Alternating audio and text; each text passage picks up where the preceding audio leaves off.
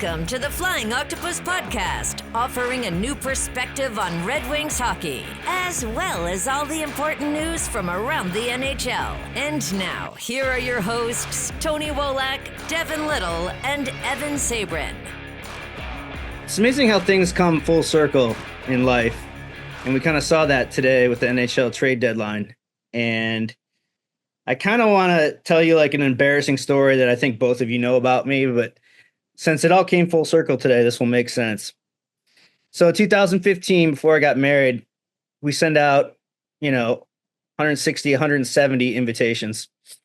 And my wife was freaking out because she's like, and Devin, you're going to find this out soon, buddy, that, obviously the more people that come, the pricier it gets. So my wife was worried that we were going to go well over the 150 mark. I said, there's no chance. I said, it's maybe 120, 110, considering the fact that I'm in Los Angeles and that, people aren't going to travel out here, but she was freaked out about it. So long story short, she tells me that if I'm right, she'll buy me any Red Wings jersey I want. I was right by about 30 guests, not that many. There were so many no shows that couldn't come from Michigan that didn't want to pay for that to come to some remote destination, California. So I got my jersey. That jersey was Petr Mrazek. And so at our wedding, she gifted it to me as my wedding gift. And I think I've showed you guys the pictures. I put it out on social media and I'll put it up here in a second. I got to take one wedding picture in a Red Wings jersey. So every day I walk out the door, I see my wedding pictures. When I go out to my car, take my kid to school, and there's a picture of me in my Mrazek jersey kissing my wife at our wedding. Welcome to episode 25 of the Flying Octopus Podcast. I'm your co-host, Evan Sabrin, joined by Devin Little and George Malik. Before we get started today, I just want to remind everyone where you can find us. We're on Twitter at Flying Octopod, also at YouTube, Threads, and Blue Sky under the same name. And you can find us on iTunes and Spotify or wherever you get your podcasts. Today's show, there's just so much to talk about. Today was the big trade deadline. Not sure if what happened with the Red Wings was what we expected or even hoped for. We're gonna get a lot into that today. And we also got some, terrible news with Carter Mazur. We'll talk about the Steve Yzerman press conference today. And we'll dive deep into this Petr Mrazek trade. Not sure I saw Petr Mrazek coming back to the Red Wings. I don't know how many people had that on their bingo cards. And before selling Craig Smith short, he also came over in that trade for Joe Veleno. Now, Devin, when you saw that update on Twitter today, for me, everyone who knew about my wedding story, I had about 50 text messages saying, "Oh my God, you must be ecstatic." And while I was always a Petr Mrazek fan, especially when the Red Wings drafted him in those big World Junior Championships he had for the Czech, I'm realistic, and I know what Petr Mrazek kind of is. What were your thoughts, Devin, when you saw that trade drop? Well, anyone who is from the Grand Rapids area probably knows Petr Mrazek as the goalie who delivered the Grand Rapids Griffins' first Calder Cup championship. So because of that, I've got a little soft spot in my heart for the guy as well. Now, I don't have wedding photos with his jersey on or anything, but regardless of where he's been and what he's done since leaving Detroit, yeah, there is definitely a part of me that's like, okay, welcome back, Petr. It's long time no see. Good to see you.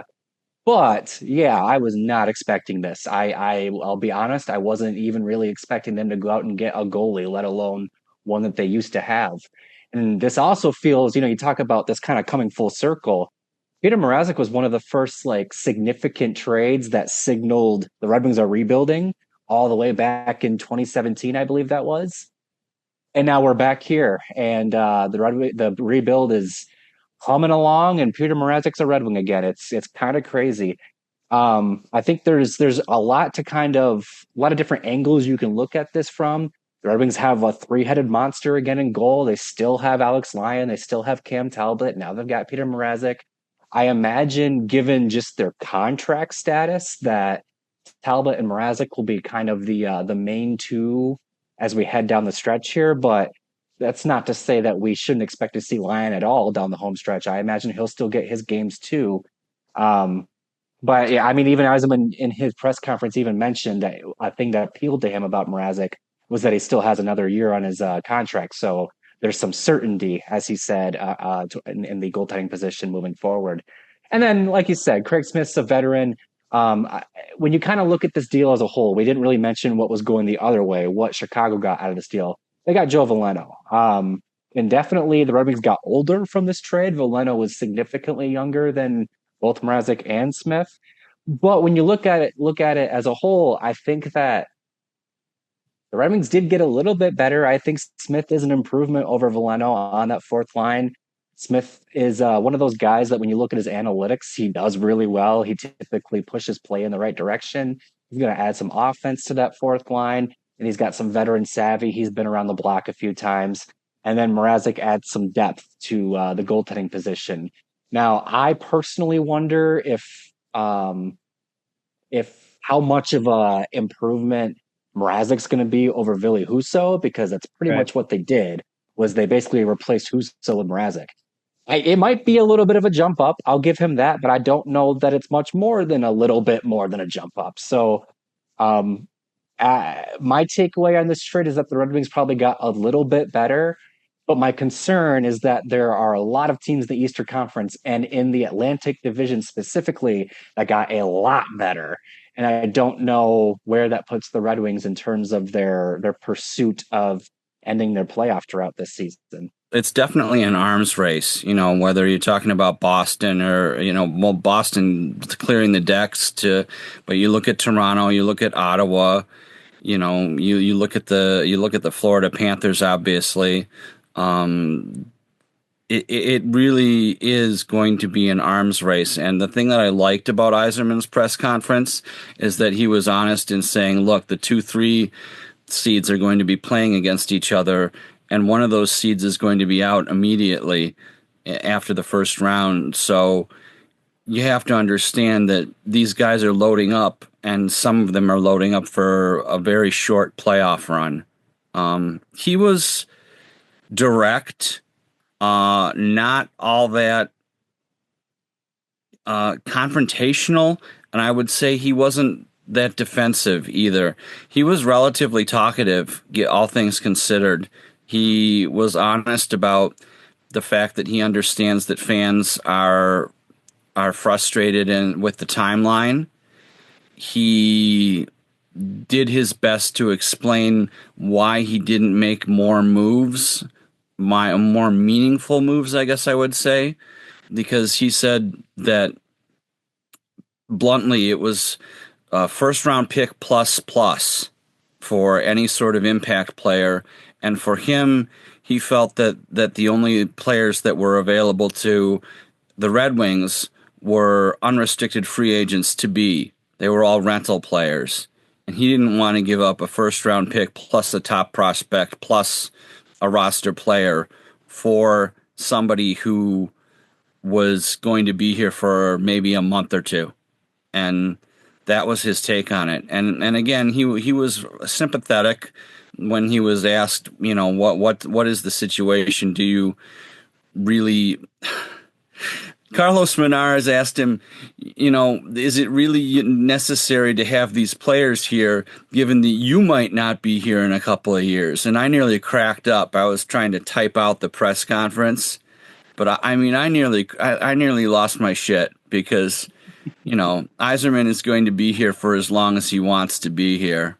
He's, as long as Mrs. Ilitch is around and as long as Chris Ilitch is around, he's the GM for life. But, he said that he doesn't feel that he wants to do that kind of trade where he's sacrificing top prospects unless they're making a good run for the Stanley Cup.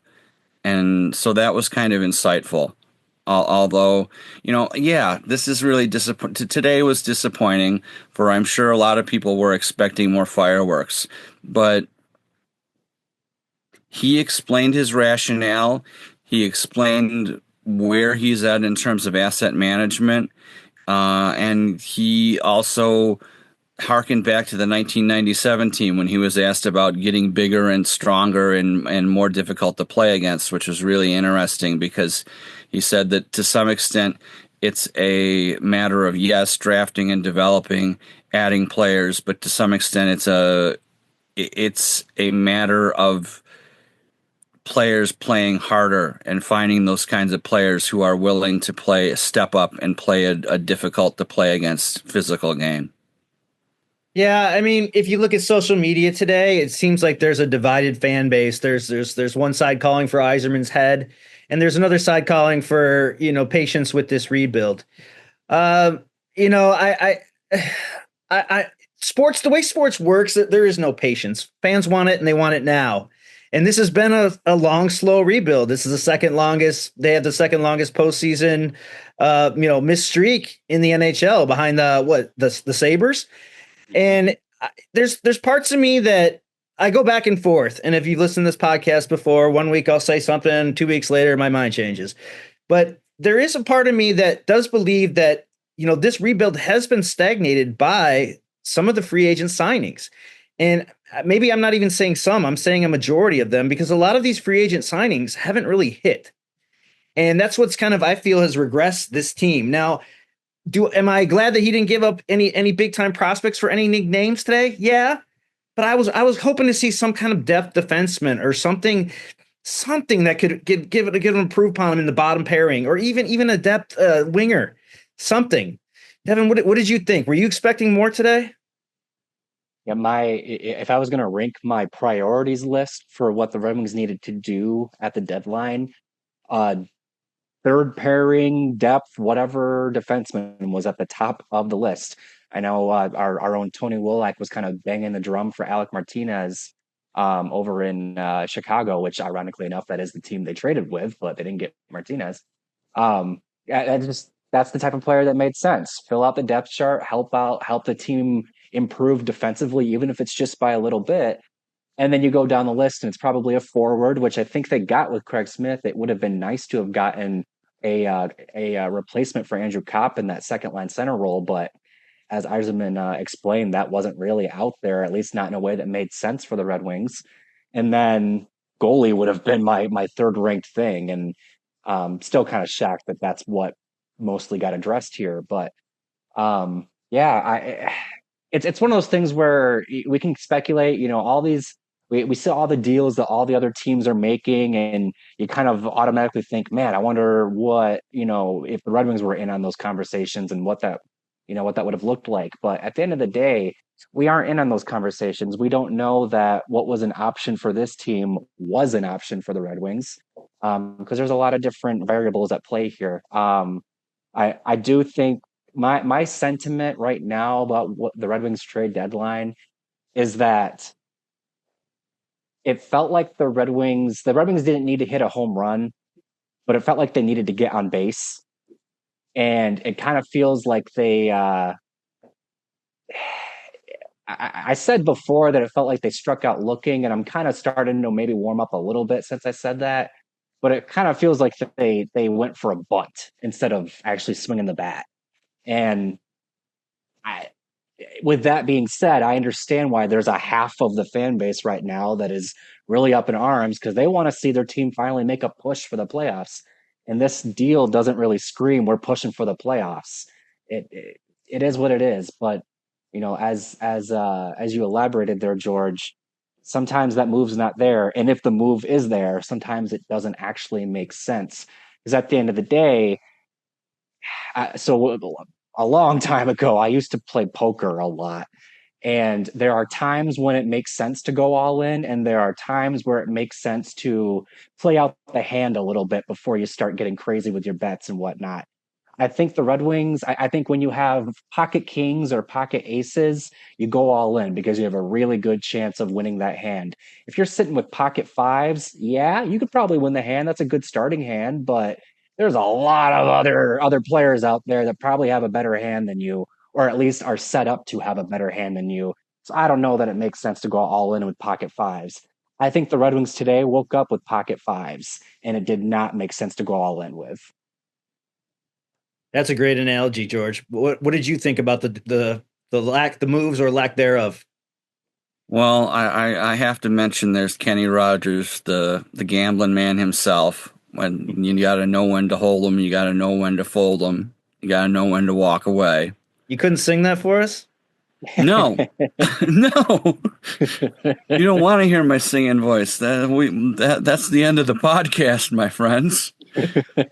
Anyway, yeah, I would say exactly what Devin did. This was a bunt, and that's disappointing. We're recording this as the pregame of the Capitals Wings game is taking place, and they're showing the trade right now, and you just kind of go, what could have been a little more competitive in terms of addressing the team's needs, and goaltender was certainly not the thing that I would say was going to answer the team's glaring weaknesses or the lack thereof. So yeah. I felt that what they did was, it wasn't nonsensical, but it was a little off to the side. Yeah, I mean, I don't know how many times today on Twitter did you see that stick figure with the Red Wings logo poking something, say, do something, or that, what is that SpongeBob tweet where they're all looking out the window and everyone's having fun, and then the Red Wings logo's inside because they're not having any fun. But today, I want to transition to the deadline now because, there's a pretty active deadline today, way more than in years past. And, start off with the headliner, seeing Mikko Rantanen already move out of Carolina to the Dallas Stars, instantly making them a cup contender. And the West is going to be a dogfight, which is probably good for the Red Wings now that they're not in the West anymore. But what did you guys think of some of the bigger moves today? Which moves really stood out to you? And were there any moves that you thought like, hey, maybe we could have got it. Maybe the Red Wings could have got in on that. Or maybe there was something there. But again, like Devin said, we're never going to know. We're never going to hear the details of how things go down. And everyone assumes on social media that, it's just easy to go out and get this guy or that guy. And that's not how the NHL works. So I'm curious what moves you guys thought today that you saw that you liked for teams, or moves that you thought that maybe the Red Wings could have got their hands on. I was absolutely intrigued by the Brandon Carlo move and by the Toronto Maple Leafs until I saw that it took a first-round pick to get him. When you looked at that one and you go, man, Brandon Carlo, what a great number 3, number 4 defenseman, just sort of does a great job of playing physical, moving the puck, but he isn't somebody that's going to take up too many assets. And then you see what the Leafs gave up for him, and you go, whoa. And there were situations all over the league where, whether it was Brock Nelson going to the Colorado Avalanche, or let's see, you looked at the Dylan Cousins trade, which was within division, Sabres to Senators, very unusual. But Josh Norris went the other way, and Josh Norris is a proven scorer in his own right. These trades were particularly asset heavy, and I guess that's a sort of a reinforcement of the fact that Yzerman chose not to get involved with these moving significant assets. But that's just my take. I get that it was definitely a seller's market. It definitely, most definitely. But we all know about the Red Wings prospects and the prospects pool. And Devin, I ask you this, and this might be somewhat of a difficult question, but at what point in the rebuild do you say, okay, now it's time to go and get some players with some of maybe, whether it's future picks or even lower level prospects? At what point in the rebuild do you start saying like, hey, it's time to, there's only so much you can do draft and developing where you have to start hitting in free agency or trades? At what point, where are the Red Wings now, or at what point do they start making those kind of trades? Because it feels like today, and most Red Wings fans kind of said this on social media, that doesn't look like the Red Wings are going for it this year. I think that they're still in a point where they shouldn't be trading first-round picks. They shouldn't be trading their best prospects. But beyond that, I think they are in a spot where they can consider trading second-round picks, third-round picks, because they've got a really deep pool. It's not even just at the top. When you go down the list, there's a lot of depth in this organization, and you can afford to throw away a second or third, especially if it's a few years out. You have time to recoup that in time. If it helps you, end this drought, I think fans are all for that. Now I'm not saying that Eisman should have been, kind of throw around as second and thirds like they're candy today, but I think that they're at a point where that's the kind of calculated risk that the Red Wings can afford to take because you got to give to get, and you're not going to really get much for fourth, fifth, sixth, seventh round picks. But they also don't want to give up their best assets quite yet. They're not there. Seeing what Carolina got from Mikko Rantanen, the Red Wings were never going to do that. That just Right. was never going to, just not possible.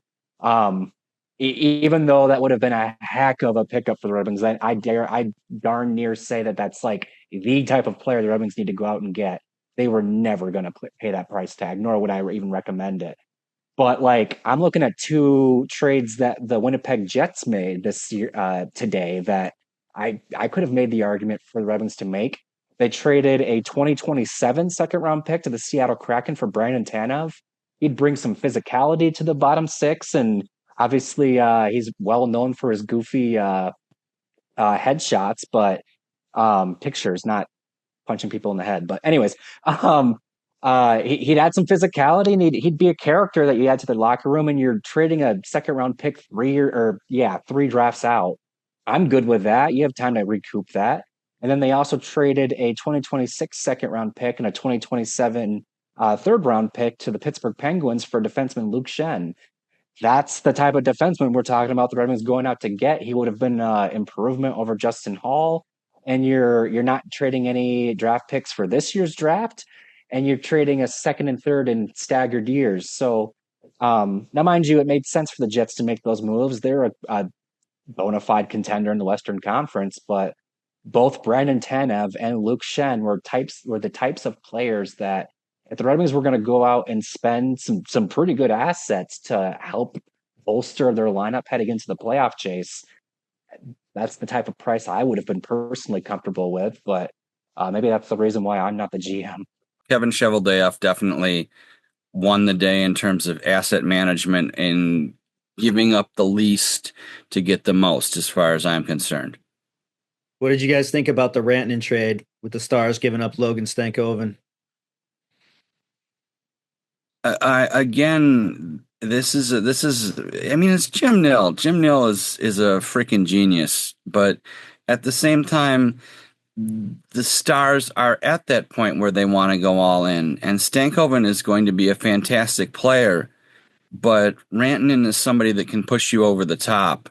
And in this case, you look at the deal, you look at the asset management, and you say, okay, this is exactly the type of trade that Yzerman was talking about. When you want to go all in, you get Mikko Rantanen, and your butt is going to get over the hump. And Dallas has been unable to do that for the last couple of playoff runs. Not that they'll advance a round or two in, but that's about it. And Mikko Rantanen is such a game breaker, and the fact that they got him, I know that it's a no income tax state, so they had an advantage there. But they've got him for 8 years, which is fantastic. So in that sense, the asset management makes complete sense to me. And for my part, real quick, just two things. The Dallas Stars and the Colorado Avalanche are bound to meet up in the playoffs. And boy, did that just get even more interesting with Mikko Rantanen now being a Dallas Star. Aren't they like right now? Like if the season ended, they'd be playing each other. I mean, how great would that be? That series is going to be that's one of those series where it's going to be in the first or second round, and it's like, man, one of these teams is going to be done right now. Like, that's crazy. Very much looking forward to that series because I very much think it's going to happen. And then also, the other part of that trade is I would be so upset if I was a Carolina Hurricanes fan right now, because as much as I like Logan Stankoven and those first round picks are nice and all that stuff, that I like my team's Stanley Cup chances a lot more with Mikko Rantanen than I do with Logan Stankoven and all these first round picks. And they're a team that has been right there for years now. They've been to a handful or to 2 or 3 Eastern Conference Finals in recent memory, and they still have to get over that hump. And Mikko Rantanen was the type of player that could have done that, just like you said, George, for the Stars. And I get that you had to get something back for him because you're gonna lose him for nothing, but banners fly forever, man. And this is if I'm a Hurricanes fan, I'm excited about Stankoven, but man, I'm kind of already resigning myself to the fact that this is another season where they're not gonna get it done. And boy, do I hope they have big plans for those first round picks. Yeah, I think the trade for me, man, was seeing Brad Marchand move to Florida. And when you Holy think crap, about that, man. yeah, holy crap is right, George. When you think about putting on a line of when Kachuk comes back, Marchand, Kachuk, and Sam Bennett, I mean, and you picture your coach telling you, all right, guys, you're going to match up against that line tonight. I mean, that's just going to be a firestorm. And almost at this point, you gotta be thinking, I'd like to see the Dallas, Florida final at this point. Absolutely. I think the Red Wings are going to make it this year, guys. But that's kind of the final I want to see. But Brad Marchand, that's kind of the end of an era in Boston, and it could also play into the Red Wings' hands that the Bruins are fire sailing here. And maybe this summer, if they're into it, David Pastrnak, just toss them our way. We'll give you a couple firsts and maybe a Justin Hole or something. All right, guys. Now let's shift gears to a little more somber note, if we weren't somber enough already today. And it started out yesterday, and there was a silver lining into this Red Wings losing streak, in that a prospect that I know Devin loves, and I know pretty much all of Red Wings Nation loves, was finally called up to play his first career game yesterday. And that was Carter Mazur. He had about, 250 to 300 friends from Jackson in town. We saw all the different videos on social media. We saw his father and his friends and his family buying shots for the whole bar. I tweeted out yesterday. I mean, his dad shaved his beard for the first time since he got called up. Hint, hint, George. Anyway. Yeah. I hear you. Well, in case you guys didn't notice, I'm not shaving my beard now until the Red Wings win again. So it could get really ugly next week. I could be looking like you, George, pretty soon here. But 3 shifts into the game, and it's just heartbreaking for this guy, Carter Mazur. Just the injuries have and to dislocate his elbow. I mean, that was his 3rd shift of the game, if I was correct.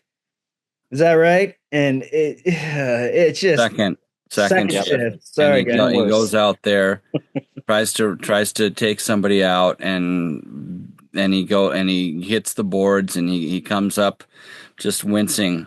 You could see the pain physically on his face, and you're going, oh boy, this is bad. And of course, the Red Wings are calling it an upper body injury, that he was going to be reassessed today, and he was reassessed by putting him on the injured reserve list, and that afforded Dominic Shine another cup of coffee with the Wings, which is great and all. But I mean, Mazur, you just feel so bad for him, Yeah, I mean, you think about that training camp where last year where he got hurt right off the bat, and then he battled injuries again in Grand Rapids this season, and to come up with that, it's like I tweeted out last night just the middle finger emoji to the hockey gods, because I'm convinced the hockey gods have a FanDuel account and they bet against the Red Wings every night, because it's just the way these last 4 games have gone. It's just utter pain. And I didn't tell you this, Devin, yet when I talked to you earlier today, but I was driving to my hockey game last night, and when they tell you not to, you get in an argument with someone, don't let your emotions get the best of you. Maybe not. Go calm down for a bit, and talk to them when you're a little more feeling better about yourself. Well, I called George as soon as that final horn blew last night, and I was livid. What the F-bomb this, F-bomb that. What are the odds of Carter Mazur? And again, I'm glad we didn't record last night, because I was furious. And I talked There were some words used. Yes, there were some words used. And George, I appreciate you just sitting there on the phone, not saying a word and just listening to me rant. So I do have to thank you for that. Luckily, when I got to my game, and I also told George that the other team didn't show up, so we scrimmaged against each other, and George thought that was good for probably best for my well-being at the time, because last night was another tough one. And the Carter Mazur thing, it was deflating for me. Absolutely deflating. Devin, your thoughts on your guy? I mean, this is a guy you followed since he's been drafted by the Red Wings, and you've seen him play more than any of us down in Grand Rapids. Like, what was that like for you to watch last night, from going from that high to that? Oh God. I am not related to Carter Mazur in any way, but I feel like I had some sympathy sickness in my stomach when I saw it, because it's not just, this kid, making his rookie debut in the NHL, and that's always exciting regardless of who the kid is. But like you said, he's from Jackson, Michigan. This kid grew up wanting to be a Red Wing. This is like, it's not the worst case scenario for your NHL debut, but it's like top 5 worst case scenarios. You like he didn't even. Hey, what's a worst case scenario in your NHL debut with all your fans there? Done for his career. I want to hear a bloody injury of some sort. Yeah. He'll play again, but that to only play a minute and 10 seconds in your debut wearing the jersey you always wanted to wear, you can't help but feel for the guy. And it's also kind of compounded by the fact that they lost Christian Fischer on waivers to the Columbus Blue Jackets of all teams. So like you feel for Carter Mazur, you feel like he would have been a really nice upgrade on Christian Fischer, honestly. And now that Mazur's gone, and honestly, he might even be done for this season, they don't even have Fischer anymore to like put back into the lineup and just kind of go back to where they were. So it's like they kind of lost. They lost two. I almost said two birds, but they lost 2 players in a span of like 12 hours, if that. And both players are known for providing, some physicality and some jam into the lineup. So they lost 2 guys that provide exactly what the lineup needs. And it's one of the reasons why they added Craig Smith. But it's upsetting. Speedy recovery to Carter Mazur. Still have a ton of faith in him as a prospect. Also a little upsetting for the Griffins, because he's, you're expecting him to play a big role for the Griffins in their pursuit of a Calder Cup this year. And that's a big loss for them, as it is for the Red Wings. But like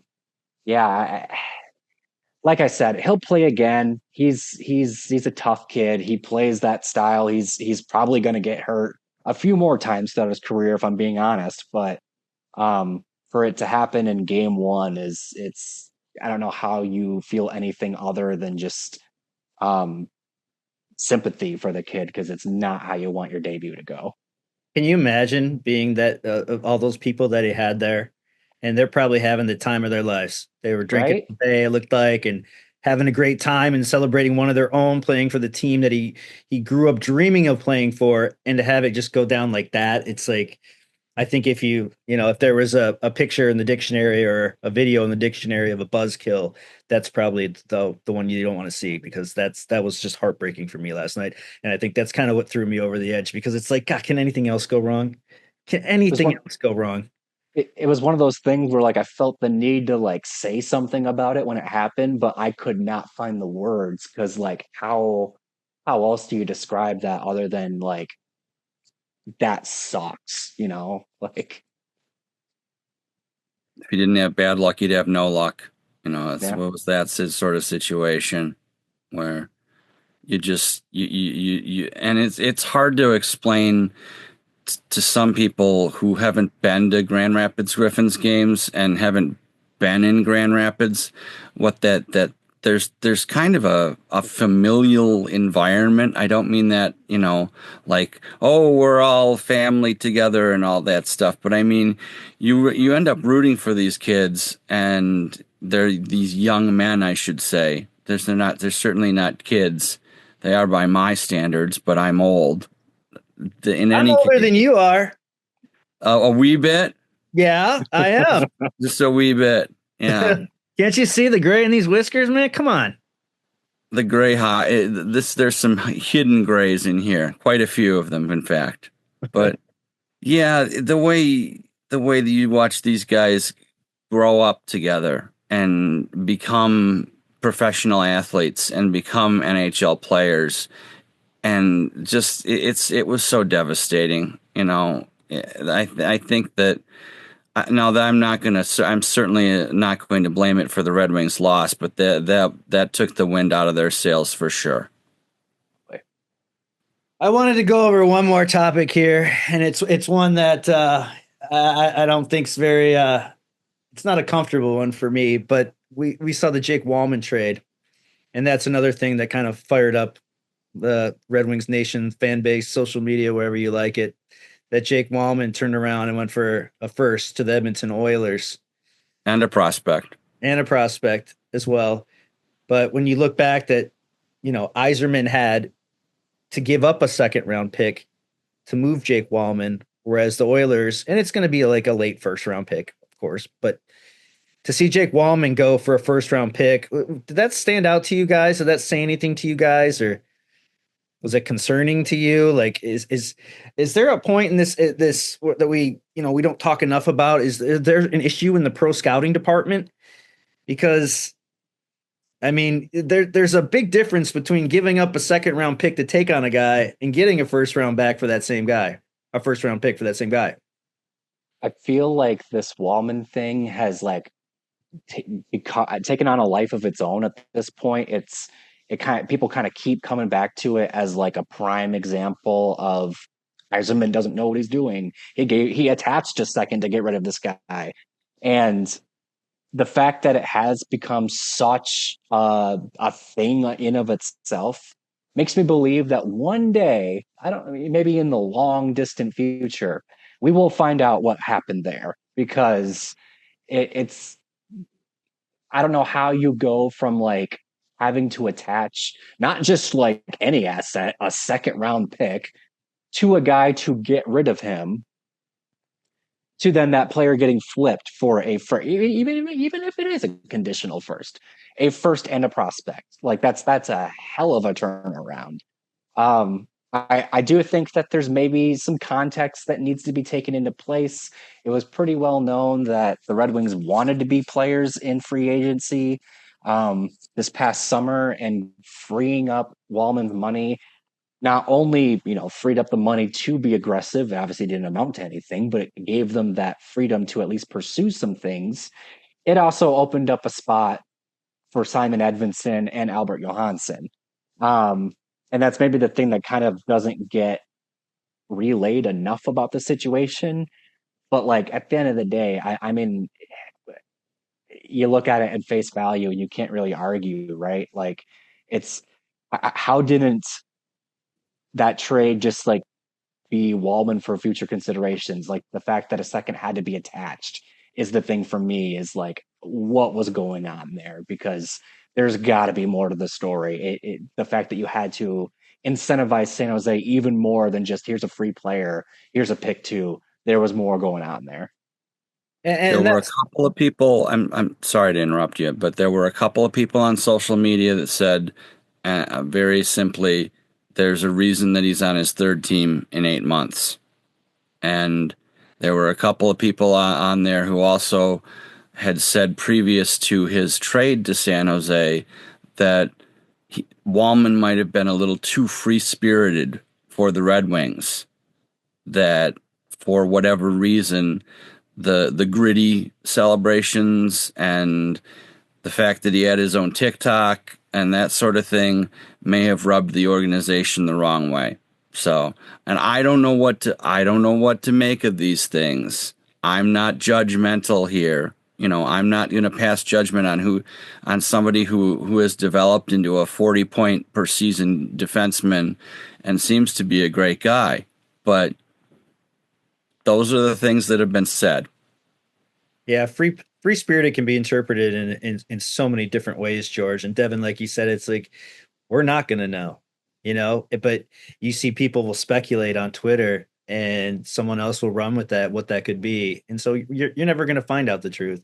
The team doesn't owe us an explanation as to why they moved him. But at the same time, when you look at the production, you look at the guys that Yzerman brought in through free agency that haven't panned out. And so people, again, they want to point the finger and say, oh, well, we had Walman, what the hell happened there?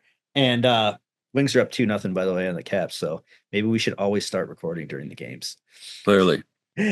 And in case I didn't mention tonight, guys, Tony, that's the reason Tony's not here tonight. He is at the Red Wings game. They're playing in Washington, and Tony, being from Virginia, got to go to the game tonight, and he's already been sending me pictures that we'll post here shortly on our Twitter account. Yeah, the Walman thing, I think it's something that the Red Wings fans are always just going to point to, just so they can have a, the kind of told you so moment to, everyone wants to be a Red Wings armchair GM, and you see that fight on social media all the time. It is what it is, and that's what this poisonous app does to all of us. But guys, we're gonna wrap it up here right now because the Red Wings are playing right now, and holy shit, they're up 2-0 on the Capitals, the best team in hockey. So maybe there is some good juju, like you said, coming out of this one, George. I know you mentioned last night that there's been a lot of bad bounces and a lot of bad juju. It's not like the Red Wings have been playing terrible. They've had their chances. They've been out shooting teams, but it just doesn't seem like the puck luck's been going their way. Okay, guys, so we'll be back with you next week. We'll have 2 games to discuss as the Red Wings traveled with Ottawa, and Ottawa made some pretty interesting moves today. And, they're definitely going to be a fight down the stretch for that one of those last wild card spots, or heck, they might even get into one of the top 3 seeds. I'd love to see an impressive performance out of there, and we all know the hatred that we have for Ottawa and Brady Tkachuk. And by the way, I don't know if you guys saw Brady Tkachuk interviewed today, but he was poor Brady. He looked like Dylan Larkin when Tyler Bertuzzi, got traded. He was pretty emotional. It's it's kind of weird seeing the big guy cry. But after that, they'll play Buffalo on Wednesday, and then we'll be back with you on Thursday. So once again, follow us at Flying Octopod on Twitter. Same name under Blue Sky. Subscribe to our YouTube channel, and you can find us wherever you get your podcasts, on iTunes, Spotify, all over the place. So again, thanks, guys. Crazy trade deadline day. I'm glad you were here to help calm me down. I hope Devin doesn't see Ovi break the record tonight. 10 goals. Never know with the Red Wings. But I want to give a quick shout out to my buddy who was at the Stadium Series, who sent me this awesome hat, Ryan Matthews. Thank you very much. And guys, we'll be back next week. Thanks for listening to episode 25 and watching the Flying Octopus Podcast. Thanks for listening to the Flying Octopus Podcast. Follow us on YouTube at the Flying Octopus channel and Twitter at Flying Octopod.